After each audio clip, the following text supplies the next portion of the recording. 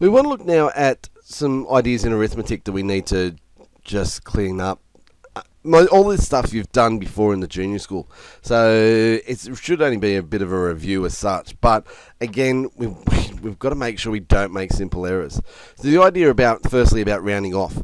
There's two ways we round off. We round off to the nearest in terms of decimal places or significant figures. So when we look at this idea, 2369.4347, rounding off to the nearest hundred, well, we can do that 2,400.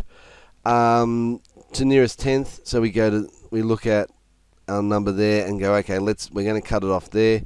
Remember, our key is, we should have talked about this before, when we talked about the hundreds, nearest hundred was 2,400 because the 6 was greater than 5, so it's closer to 2,400 than 2,300.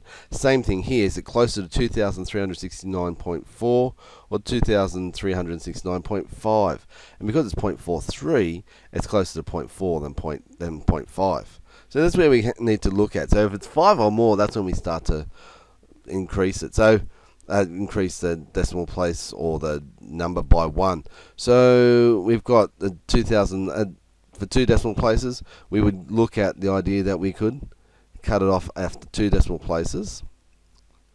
So we make our cut there, and we investigate this digit because it is 4. It's closer to 0.43 than 0.44 because it's not going to round. It's not going to round up. It was 0.45. It was a 5 there. We'd round up to 0.44. So there's where we're going to look at for our rounding decimal places. Now, significant figures. Significant figures are important because if we look at this situation, rounding it to 2 significant figures means that we're going to cut off and basically say to the nearest hundred in this case. So again, it's going to be the same as this one, but be careful to make sure you come out with 2,400. Seeing lots of people just leave it as the 2 and the 4. Oh, there's 2 significant figures, but that means 24 if we leave it like that. So be really careful with that one. If we looking at a decimal there, that's going to be rounding off to, and let's just ignore it, and just to say, for example, we have 0.4347. If we're going to round this to 3 significant figures, this 0 is not significant. So be wary of situations where you've got zeros there. Zeros are not significant until you hit a digit other than 0. So that 0 is not significant. So that would be our first significant digit, second, third. So we're going to be cutting it off there. That's 3 significant figures.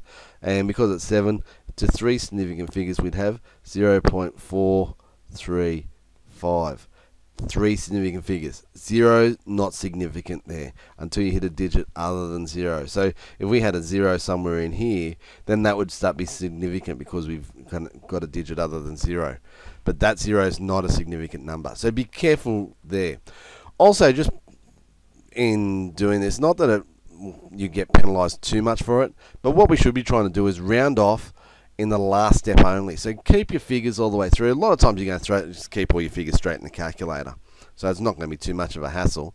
But what you should be looking to do is round off only in the last step. So don't round off too early. Fractions, decimals, and percentages. Again, these ones, you know the rules. You've been through the rules right through from year 7. But a lot of times now you're going to use your calculators anyway. So, and as much as it may sound strange, I encourage you to make sure you use your calculators to make sure you're not making simple errors with calculations. So, but you remember your rules for your decimals and fractions and percentages and how to do the conversions there. Hopefully you've been able to do that table and go through and be careful about it. So going from a fraction to a decimal, you're just dividing by 100, and putting it as in their decimal places there. Going to percentage, multiplying by the 100. So it's easy going from decimals to percentages because you're just moving it 2 decimal places to the right. Where in fractions, just doing your division anyway, you can get your decimal and then your percentage. So that's how we start to work those. Be wary as well that numbers greater than 1 is going to give you a percentage greater than 100. So, and whichever form you like to put things in, you can do that. It's not a worry throughout the course. Some more examples, writing 0.45 as a fraction in its lowest terms. So we put it over 100 because it's tenths then hundredths, and then bringing it down. Again, your calculator will do all that for you, really. Converting to a decimal, you're just doing the division. And again, you could use your S to D button on your calculator. So all those ones there, you know how to do those. So but be really careful. Don't make simple errors there. So a couple of terms. Rational number. We talked about this in class the other day. What's a rational number? And for a few people knew that it was being able to express as a fraction. You really need to know that. Okay, what's the difference between a rational and irrational number? Rational numbers can be written as fractions. Irrational numbers can't.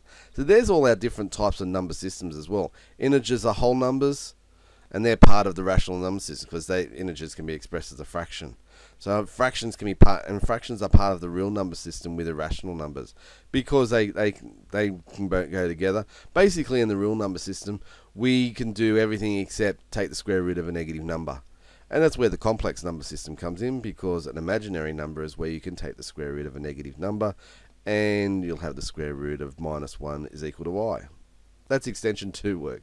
So you don't have to worry about that in the extension in the 2-unit course. So writing fractions as decimals, we know we can just do our calculations and do divisions. And you notice there that something that's a recurring decimal can still be expressed as a fraction. So if it recurs, it can be written as a fraction.